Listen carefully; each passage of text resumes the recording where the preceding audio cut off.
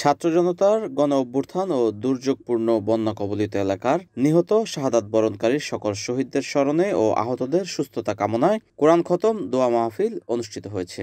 ইসলামী শ্রমিক আন্দোলন বাংলাদেশ নারায়ণগঞ্জ মহানগর শাখার আয়োজনে এই কোরআন খতম ও দোয়া মাহফিল অনুষ্ঠিত হয়। 6 সেপ্টেম্বর শুক্রবার সকাল 10টায় নারায়ণগঞ্জ কেন্দ্রীয় শহীদ মিনার প্রাঙ্গণে দোয়া ও কোরআন খতমে উপস্থিত ছিলেন ইসলামী শ্রমিক আন্দোলনের কেন্দ্রীয় সাংগঠনিক সম্পাদক হাফেজ সৈয়দ মুহাম্মদ ওমর ফারুক। এ সময় প্রধান বক্তা হিসেবে উপস্থিত ছিলেন ইসলামী আন্দোলন নারায়ণগঞ্জ মহানগরের সভাপতি মুফতি মুহাম্মদ মাসুম বিল্লাহ। বিশেষ অতিথি হিসেবে উপস্থিত ছিলেন অধ্যক্ষ মুফতি হাবিবুল্লাহ হাবিব, হাজী মুহাম্মদ ফারুক হাওলাদার, আলহাজ মুহাম্মদ আব্দুস সোবহান তালুকদার।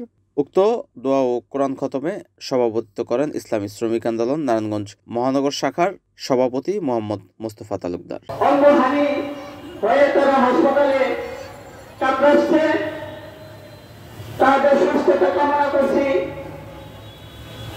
আমাদের যে ভাইয়েরা 5 আগস্ট দুনিয়া থেকে বিদায় হয়েছে, আমরা তাদেরকে পাবো না।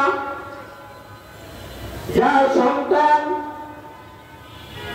হারা হয়, ওই মা বুঝের সন্তানের কি ব্যথা, ওই বাবা বুঝের সন্তানের কি ব্যথা। তাই আমরা ওনাদের জন্য আজকের এই কোরআন খতম এবং দোয়ার আয়োজন করেছি। NAN TV, Narayanganj.